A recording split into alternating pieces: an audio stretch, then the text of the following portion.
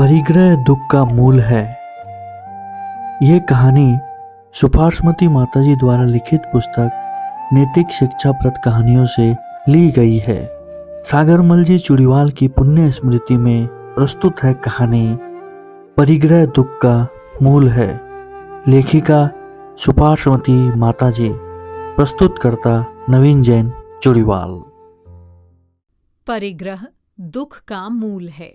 चारों ओर शोर हो गया राजा की बीमारी का। दूर दूर से इलाज करने वाले आए, लेकिन उससे फायदा नहीं पहुंचा। प्रजाजन दुखी हो गई, अब क्या होगा।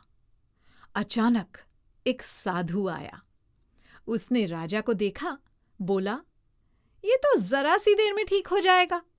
इनको पहनाने के लिए किसी ऐसे धनी की पोशाक लाओ जो सुखी हो। राजा के दीवान ने कहा, महाराज, ये तो बड़ी आसान बात है। राजा के महल से कुछ दूरी पर एक सेठ रहता था। दीवान दौड़ा दौड़ा उसके यहां पहुंचा। कहा, सेठ जी, राजा को अच्छा करने के लिए किसी पैसे वाले की पोशाक चाहिए, लेकिन साधु ने कहा है कि वो आदमी सुखी हो। सेठ ने कहा, दीवान जी, पोशाक एक नहीं 4 ले जाओ, लेकिन बात यह है कि मैं सुखी नहीं हूं। दीवान दूसरे सेठ के यहां पहुंचा। उसने भी वही कहा।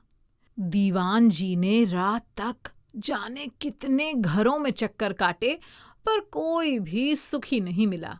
परेशान हो लौटने का विचार कर ही रहा था कि नदी में उस पार से बांसुरी की तान सुनाई दी।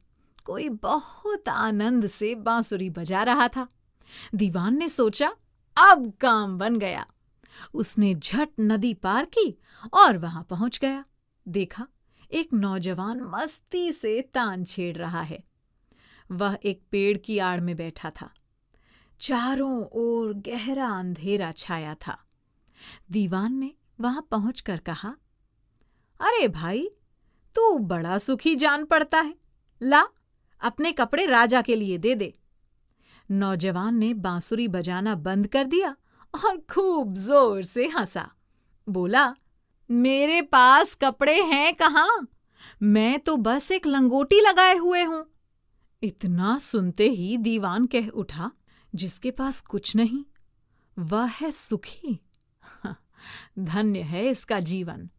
शीघ्र ही दीवान राजा के पास पहुंचा और सारी बात कह सुनाई, जिसे सुनकर राजा चकित हो उठा और सोचने लगा, ओहो, इतना बड़ा विशाल राज्य वैभव होते हुए भी अधिक वैभव युक्त पड़ोसी राज्य को देखकर खेद खिन्न हो रहा हूं और सुखी बनने की चिंता से रोग का अनुभव कर रहा हूं। वस्तुतः परिग्रहधारी अनवरत रूप से दुखी हैं।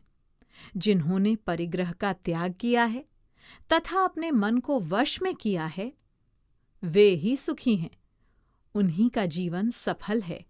जैसे तलवार की शोभा म्यान से नहीं, उसकी धार से है। धन की शोभा भोग से नहीं, उसके त्याग से है। राजा की शोभा विशाल राज्य से नहीं, न्याय से होती है। भोजन की शोभा मिष्ठान से नहीं, नमकीन पदार्थ से है। नगर की शोभा मीर से है, जन से नहीं। वचन की शोभा सत्य से है, सुरीले गान से नहीं। स्त्री की शोभा शील से है, रत्नों के आभूषण से नहीं। उसी प्रकार मानव जन की शोभा संयम से है, विषय वासनाओं से नहीं। यह विषय वासना विष के समान प्राणघातक एवं क्षणिक सुख के बदले महान दुखदाता है। अनादिकाल से हम अपने स्वभाव में कर्म की मिलावट से मिश्रित स्वाद लेते आए हैं। स्मरण रहे कि मिलावट का नाम भ्रष्टाचार है। अतः भ्रष्टाचारी होने से हम निरंतर दंडित होते रहे। अपराध को स्वीकार कर लेने पर अपराधी को तत्क्षण दंड की अवधि में कटौती होकर अन्य सुविधाएं मिल जाती हैं। ये स्वीकृति भविष्य में अपराध न करके आत्मनिष्ठ बनने की सुदृढ़ प्रतिज्ञा है। स्व को स्व और पर को पर जानकर स्वोन्मुखी हो जाना ही आत्मा की उपलब्धि है। जो स्वपर के भेद को न जानकर विषय वासना में पड़े हैं, वे बांदी के समान इष्ट वियोग अनिष्ट संयोग के कोड़े खाते हैं।